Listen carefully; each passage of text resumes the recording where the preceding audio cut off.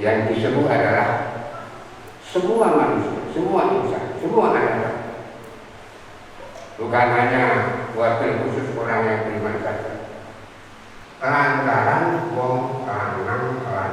Esensinya sama, Yaqowi Jatinom itu sejak tahun 401 tahun atau Ratu Suci Tataning Jagat, yaitu 1541 Saka, atau kalau dikonversi atau dimasaikan itu 1619 pada masa Mataram Islam Kanjeng Sultan Agung Nyokrokusumo. Sebenarnya tidak ada perbedaan, sama esensinya.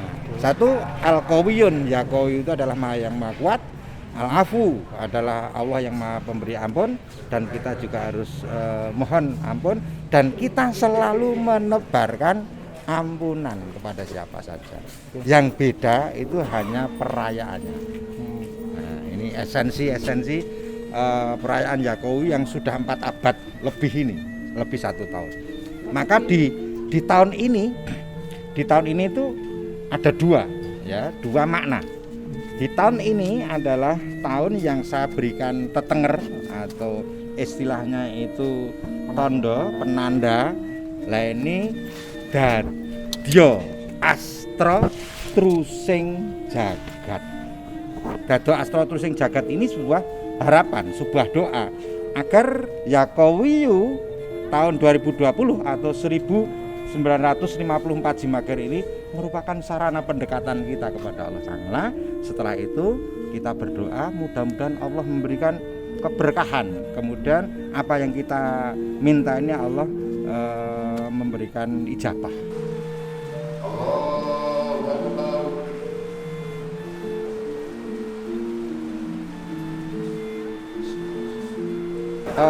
Dadya Astra Trusing Jagat itu sebetulnya adalah sengkalan lomba, angka tahun sebetulnya. Nah, kebetulan tahun ini kan tahun 1954 Jimakir. Maka saya buat sengkalan lomba ini dadya itu dadi wis kelakon. Sebab apa kelakon? Yaitu kita nyedak kepada Allah, dedewe pada Allah dengan apa? Astra. Astra itu artinya kalau kita maknai secara fisik itu panah. Sebetulnya kalau kita orang Islam itu gaman atau senjata yang paling ampuh itu adalah sebuah doa, dan doa itu Allah memberikan kemakbulan. Nah, terus itu segera oncat ya. Apanya? Ya doa kita tentang apa? Tentang kaitannya dengan pandemi Covid Corona ini. Nah, dari mana terus ini Covid ini? Ya keluar dari bumi.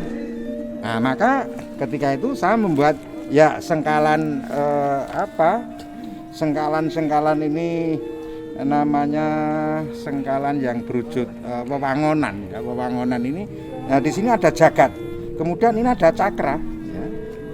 Kemudian ini kita berdoa, sehingga ini dadya ya, astra, ini loh astra, trusing ini keluar jagat dari bumi.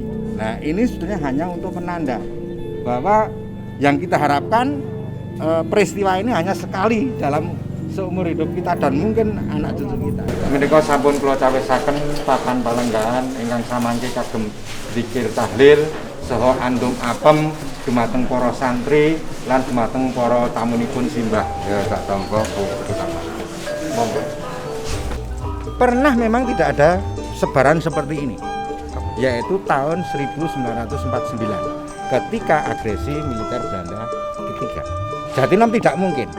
Nah, karena terjadi peperangan antara Belanda ya, kemudian dengan para mujahid atau dengan Hizbullah Jatinom ini tepatnya di Njlopo, antara Jatinom, Padas, Karanganem, lah di Njlopo ini ada peperangan itu. Di tahun ini apa ada beda? Sebetulnya esensinya sama. Yang membedakan itu hanya tidak ada perayaannya, budayanya sebaran apem yang melibatkan ribuan orang. Tahun ini kami saya membuat skenario ya, kita seolah-olah kembali pada tahun 1619. Nah, hanya Mbah Ki Ageng tadi kan khotbah Jumat, ngimami, kemudian kundur ya, sudah ditunggu santri-santri. Oh, Mbah Ki Ageng sudah kundur. Nah, kemudian doa, ya, zikir tahlil, ya, kemudian doa. Nah setelah doa selesai, Mbah Ki Ageng memberikan oleh-oleh yang berupa apel. Itu kembali seperti zaman dulu, ya, 401 tahun kan.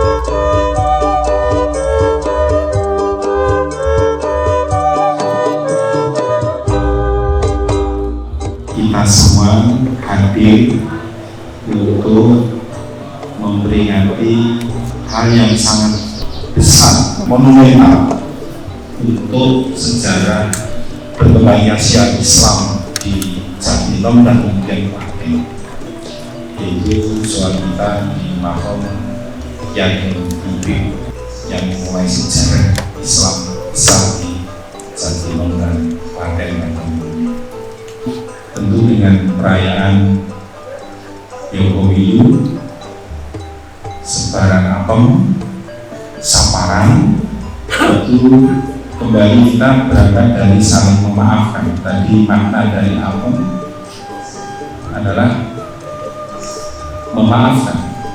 Nah ini adalah nilai besar dari kehidupan kita yang tidak mudah. Bisa mudah mengucapkan memaafkan, tapi kita lihat dalam tataran kehidupan kita ternyata budaya memaafkan itu tidak gampang. Lalu kemudian kita hidup yang kemudian bisa saling bertengkar, karena sebenarnya esensi memaafkan itu sudah sama. Nah maka dengan ajaran besar itu, marilah kita kembangkan untuk bisa berbudaya memaafkan yang baik, sehingga kehidupan kita selalu pada tataran hati yang bersih, pemikiran yang jernih untuk kepentingan besar berbangsa dan